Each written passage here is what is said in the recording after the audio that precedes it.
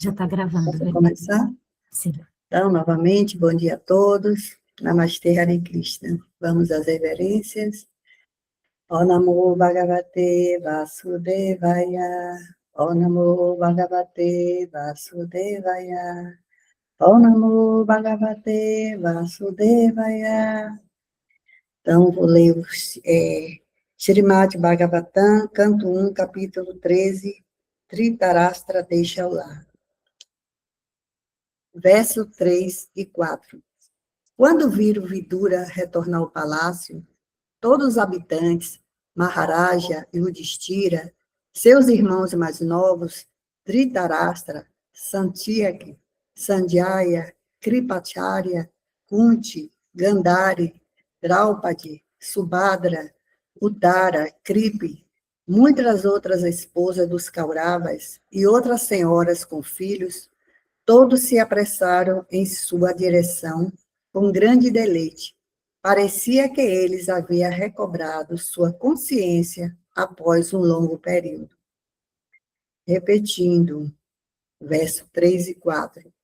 Quando viram Vidura retornar ao palácio, todos os habitantes, Maharaja e Yudhishthira, seus irmãos mais novos, Dhritarashtra, Satyaki, Sanjaya, Kripacharya, Kunti, Gandhari, Draupadi, Subhadra, Uttara, Kripi, muitas outras esposas dos Kauravas e outras senhoras com filhos, todos se apressaram em sua direção com grande deleite. Parecia que eles haviam recobrado sua consciência após um longo período. Hare Krishna, Krishna Krishna, Hare Hare, Hare Rama, Rama Rama, Hare Hare. Om Agyana Timirandasya, Gyana Janan Salakaya, Daukshuru Militayana, Tasmai Shri Gurave Namaha. Gratidão pela oportunidade. Om Agyana Timirandasya, Gyananjana Shalakaya, Chakshurumilitani Nathasmai Shri Gurave Namaha. Hare Krishna, Krishna Krishna, Hare Hare, Hare Rama, Rama Rama, Hare. Pai, energia suprema, amor divina, auspicioso Mahamantra, libertador do ser, desperta-me, eleva-me, envolve-me, protege-me. Hare Om Shanti, Namaste, Om Tat Sat, Hare Krishna. Muito bem, vou fazer aqui a leitura do sânscrito. Muito bom dia a todas as pessoas que estão presentes na sala. Canto 1, capítulo 13, Dhritarashtra deixa o lar. Srimad Bhagavatam, canto 1, capítulo 13, verso 34. Tan bandhum agatan drishtva dharmaputra sahasnuja Dhritarashtra yutsuscha Suta Sharadhata Prita Gandhari Draupadi Brahman Subhadra Yottara Kripi Anyascha Jamai Pandor Janataya Sasuta Striyaha Om Srimad Bhagavatam Ki Jai. Muito bem. Olha só, vamos lá para a tradução. Vou só rever aqui a tradução rapidinho para eu... Quando viram Vidura retornar ao palácio, lembrem-se que Vidura é um dos membros da dinastia. Vidura, ele se retirou do palácio porque a questão dele filosófica, a questão fundamental filosófica dele, os mestres da corte, dos protocolos, da religião formal, não davam conta de dar atenção, então ele saiu e foi em busca de respostas. Muitas pessoas fazem isso, né? As religiões em que elas praticam não são suficientes, e elas saem em busca de respostas. Por exemplo, vou dar um exemplo aqui é interessante aqui para fazer uma simbiose, se vocês conhecem a religião chamada Umbanda. É uma religião brasileira. É uma religião brasileira. Ela foi fundada por um brasileiro no Rio de Janeiro e ela é um sincretismo, né, que junta aos ancestrais nativos, né, do Brasil com os imigrantes, né, os escravos negros e o conhecimento do Oriente, né, que o pessoal tem muita essa relação de buscar o que se chama de a linha do Oriente, né? Ele era espírita inicialmente, mas parece que naquela época lá tinha um problema aí com parece que mesmo naquela época havia um certo preconceito com relação aos negros, parece que eles não podiam entrar no centro espírita, não me lembro exatamente qual foi o problema, o detalhe que deu, que ele, né, criou uma dissidência e fundou, né, a Umbanda, com base no sincretismo entre os nativos os nativos brasileiros, né, os índios, os negros africanos e os conhecimento védico. A linha do Oriente, quando se fala linha do Oriente, é a Índia, basicamente, tá? Então, os ciganos são descendentes, são originários da Índia, né? Quando se fala linha do Oriente, remonta-se aos ciganos. Os ciganos vieram da Índia, e aí, linha do Oriente, basicamente, vai para a Índia. A ideia acaba terminando ali na Índia. Então, essa fusão entre os continentes americanos, africanos e asiáticos, não é? São 3 continentes fundidos. Continente americano, índios. Aí tem os vários tipos de índios, caboclos e tal, etc. Africanos, negros, né? As religiões afrodescendentes, as religiões, né, africanas. E a linha do Oriente, que é a Ásia, a Índia fica na Ásia. Só que, nessa simbiose, ele entendeu que a paz é uma das características dos seres mais evoluídos. Então, ele assim sugeriu, né, orientou os seus seguidores e aprendizes a não praticarem os cultos de violência aos animais. Então, na Umbanda, por exemplo, não há esses envolvimentos em que animais são sacrificados e sangue é derramado. Eles normalmente usam roupas brancas, são pacíficos, são gentis, são amorosos, são estudiosos, são pessoas do bem e, enfim, querem muito bem, né, os demais e procuram fazer o bem. Essa é a Umbanda. É o que eu conheço até onde eu conheço, né? Agora, pega lá no sânscrito, por favor, Tulasi, que eu quero mostrar uma palavra ali no sânscrito. Eu já falei isso daí algumas vezes, mas agora a palavra apareceu no sânscrito. E aqui eu quero utilizar esse recurso, tá? Volta lá no sânscrito, olha só. Desce um pouquinho no transliteração, transliterado. Pronto. Ó, bandum. Essa palavra, bandum. Aqui eu tenho meu vizinho, um amigo meu, que mora aqui na fazenda. O nome dele é Bando. Quando nós temos uma canção Vaishnava que nós entoamos para o mestre espiritual. Nós temos uma parte da canção que fala Bandho Mui Savadana Mate Bandhu. Lá na Índia, se você está na rua e uma pessoa quer vender alguma coisa para você, ele vai dizer assim, Ei, Bandhu, Bandhu, Asmi Asmi Bandhu. Aí você pergunta para ele, eu sou seu amigo? Né? Bando significa amigo. Bandu significa amigo. Ou tem a palavra em sânscrito do Idyabandu, que significa amigo dos 2 vezes nascidos. Bandu. Então, no lugar onde eu moro lá, eles falam assim, Tumi amar Bandu, Hu Bandu, que significa você é meu amigo, meu grande amigo. Tumi amar Bandu, Hu Bandu, amar tomar ki balote. Eu amo você. Eles vão falar isso em Bengali, a língua lá da terra da Madre Teresa de Calcutá. Ela falava essa língua, viu? Essa língua Bengali ela falava. Ela se radicou lá, ela teve que aprender a língua. Então, possivelmente, se a Madre Teresa de Calcutá me ouvisse falar aqui, ela entenderia a língua, porque ela falava essa mesma língua. Bengali, Bangla, Bangla Bole. Se a Madre Teresa de Calcutá estivesse aqui na sala, eu falaria, Mataji, tome Bangla Bole. Ela responderia, Ami Bangla Tika Che, Ami Bhaloache, tu me bhalo?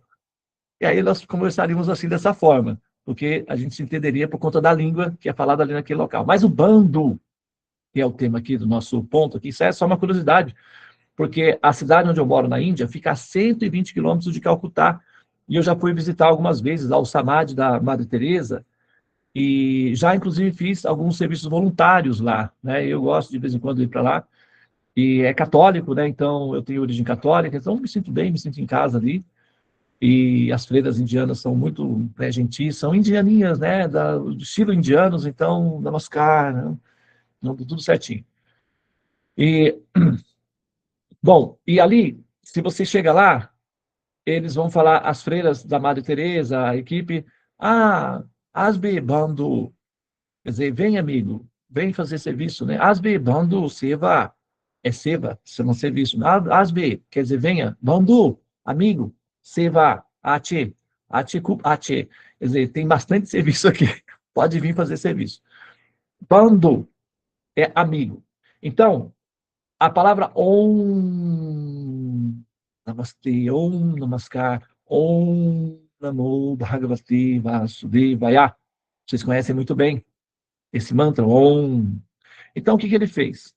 Ele pegou o Om e o Bando, Om Bandum, que significa Om, o Supremo, Absoluto, a luz, Bandu, amigo. Então, Om Bandum significa amigos da luz. Amigos da luz, ou amigos de Deus, ligados a Deus, seres de luz, seres da paz, seres do amor, amigos da luz. Om Bandum. E aí, quando é traduzido para o português, fica Umbanda. Né?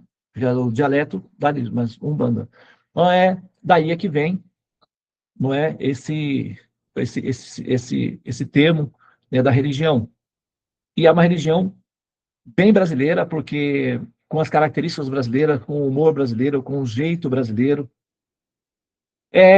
Tem as suas fragilidades, né, naturalmente, porque é um campo muito hiperdemocrático, porque depende muito da intuição, e a intuição, quando não é lastreada por, né, fundamentação racional, tende a ser um campo de fomentação de indivíduos personalizados, etc. E aí não vou entrar nesses detalhes que geram as fragilidades. Mas, em tese, na síntese, na intenção fundamental, essa é uma religião muito bonita, muito, assim, alinhada com os temas védicos, são pacíficos, enfim, são do bem, né? Amigos da luz, Umbanda, tá? Então, essa é a origem, aí, vem daí, tá? Só para vocês saberem o princípio cultural aí envolvido nessa alguma informação. Lógico que muitas das informações que eu dei aqui, eventualmente, podem não bater perfeitamente, né, com o que é estudado internamente dentro do cânon, que é a própria teologia do sistema da religião em si, ou algumas diferenciações, mas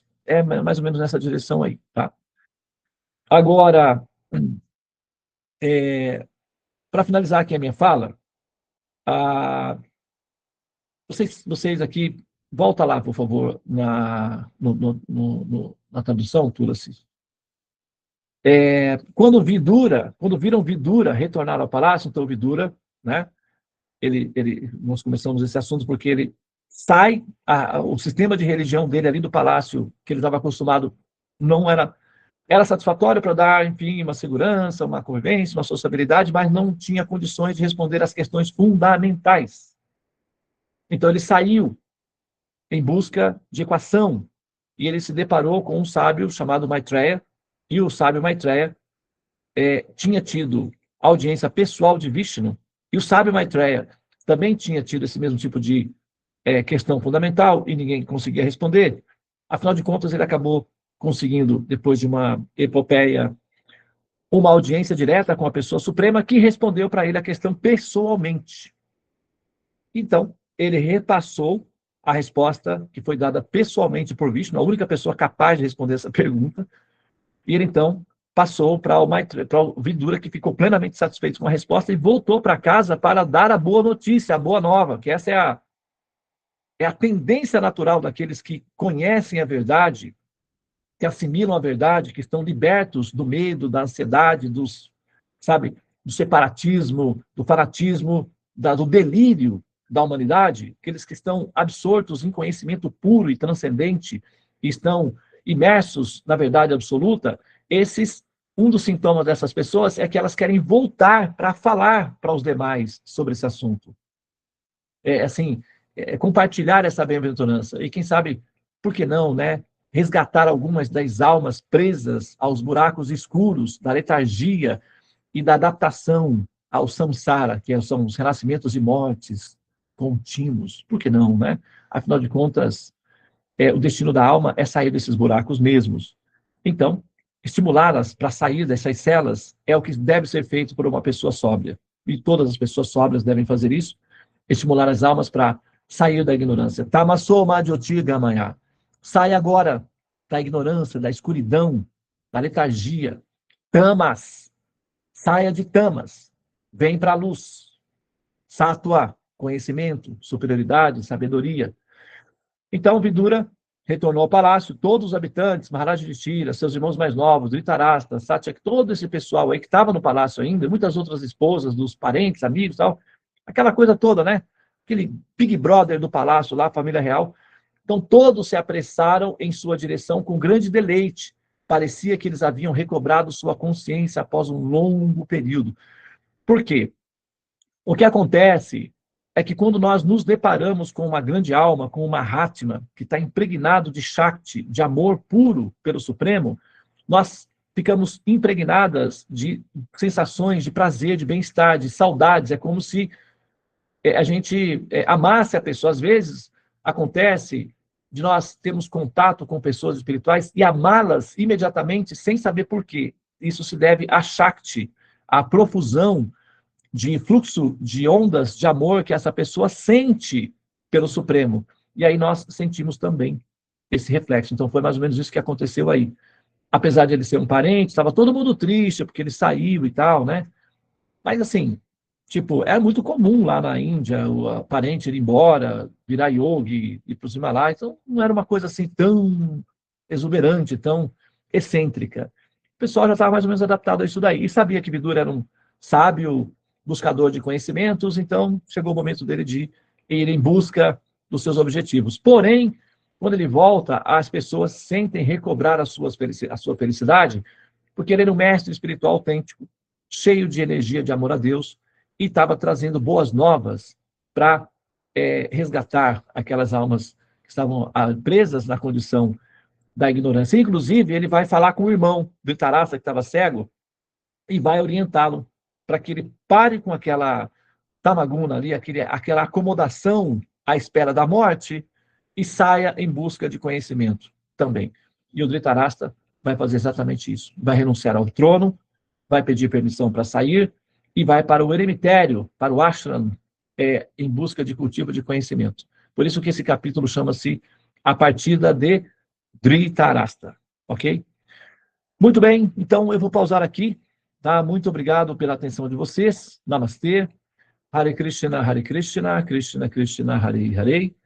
Hare Rama, Rama Rama, Hare Hare.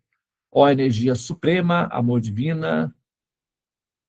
Ó Mahamantra, auspicioso libertador do ser, desperta-me, eleva-me, envolve-me, protege-me. Hare Om Shanti, Namastê, Om Tat Sat, Hare Krishna. Muito bem. Podemos finalizar já a gravação, tá? Tudo assim, sempre que o mantra for concluído, já pode finalizar a gravação.